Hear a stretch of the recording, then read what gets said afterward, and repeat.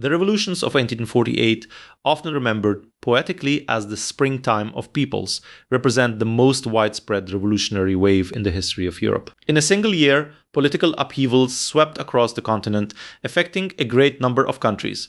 At their core, these movements were driven by a fragile coalition. On one side stood the middle class, demanding political power and representation. On the other stood the working class, demanding economic relief and survival. It was a moment of immense hope that eventually fractured, leading to the failure of most of these revolutions. Since the focus of this series is France, let's start there. The February Revolution of 1848 was the spark, overthrowing the Orleans monarchy and establishing the Second Republic. Why did it happen? For a number of reasons. First, there was deep political dissatisfaction. King Louis-Philippe, known as the Citizen King, headed a government that had become corrupt and oligarchical. Despite the revolutionary rhetoric of the past, suffrage was heavily restricted to the wealthy, meaning that only about 1% of the population actually had the right to vote. Second, the opposition launched what became known as the Banquet Campaign. Because political assemblies were officially banned by the state, the opposition circumvented the law by holding public banquets to air their grievances. When the government made the fatal mistake of banning a major banquet scheduled for February 1848, protests erupted instantly. Third, and perhaps most critically, was the economic crisis. A severe depression struck between 1846 and 1847, triggered by bad harvests, including the infamous potato blight and a sharp industrial downturn. This created a mass of unemployed, hungry workers in Paris who had nothing left to lose. The key events unfolded with rapid intensity. From February 22nd to 24th, during the February Revolution, barricades went up across the narrow streets of Paris. In a stunning turn of events, the National Guard, rather than suppressing the crowds, joined them. Realizing his support had evaporated, Louis-Philippe abdicated and fled to England.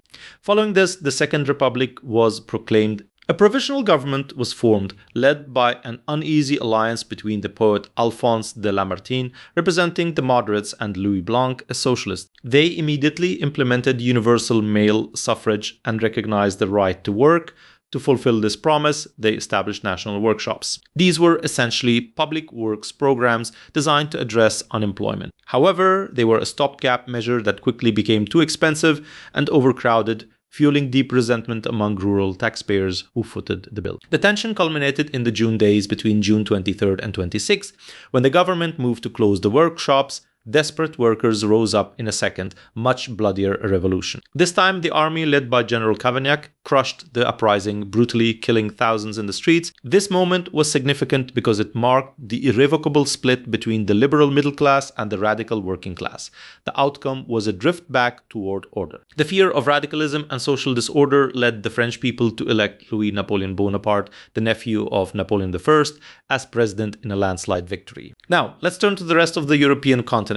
News of the fall of the French king Louis-Philippe traveled quickly, triggering a domino effect across the continent. In the German states, the March Revolution took hold. The goals here were twofold: liberal constitutions and pan-Germanism, or national unification. Riots in Berlin forced King Frederick William IV of Prussia to grant a constitution and, in a symbolic gesture, wear the revolutionary tricolor.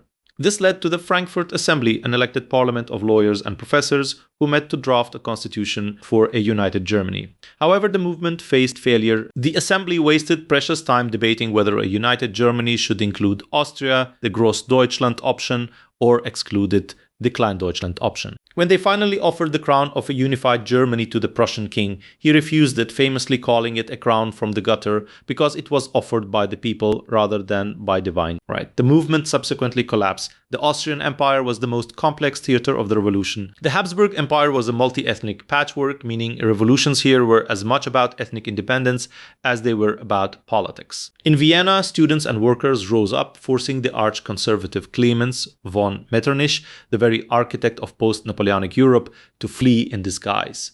The mentally affected Emperor Ferdinand was forced to abdicate in favor of his young nephew, Franz Joseph. In Hungary, led by the charismatic Lajos Kossuth, the Hungarians demanded autonomy. They initially succeeded, but were eventually crushed when the Austrian Emperor called in the Russian army, known as the Gendarme of Europe, for assistance. Meanwhile, in Prague, a Pan-Slav Congress was held to promote Slavic rights, but it was bombarded into submission by the Austrian general Windisch Gratz. In the Italian states, the goal was to expel the Austrians who controlled the north, and unify Italy, a movement known as the Risorgimento. Revolts broke out in Sicily, Milan. King Charles Albert of Piedmont, Sardinia, tried to lead a war of independence against Austria but was defeated. In Rome, the Pope was forced to flee, and a Roman Republic was declared by Giuseppe Mazzini and Giuseppe Garibaldi. However, this too ended in failure when Catholic France intervened, ironically under the new president Louis Napoleon to crush the Roman Republic and restore the Pope. To cover all activity, we must also look at the periphery and the exceptions,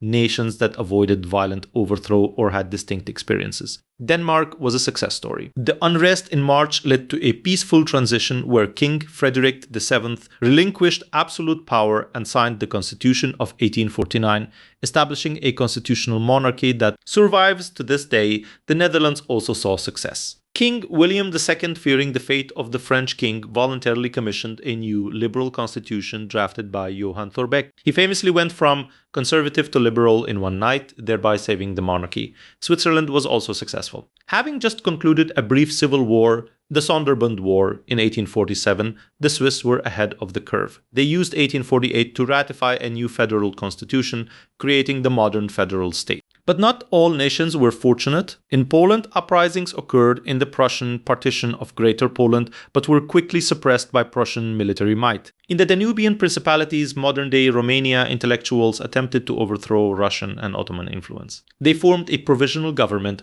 but were invaded and crushed by a joint Ottoman-Russian force. In the United Kingdom, the Chartist movement, which demanded voting rights, staged a massive rally at Kennington Common. The government prepared defenses, but it rained, the crowds were smaller than expected, and the movement fizzled out without violence. And in Imperial Russia, the most autocratic country in Europe, well, matters remained frozen. Tsar Nicholas I, who used strict censorship and police power, was able to avoid any uprising.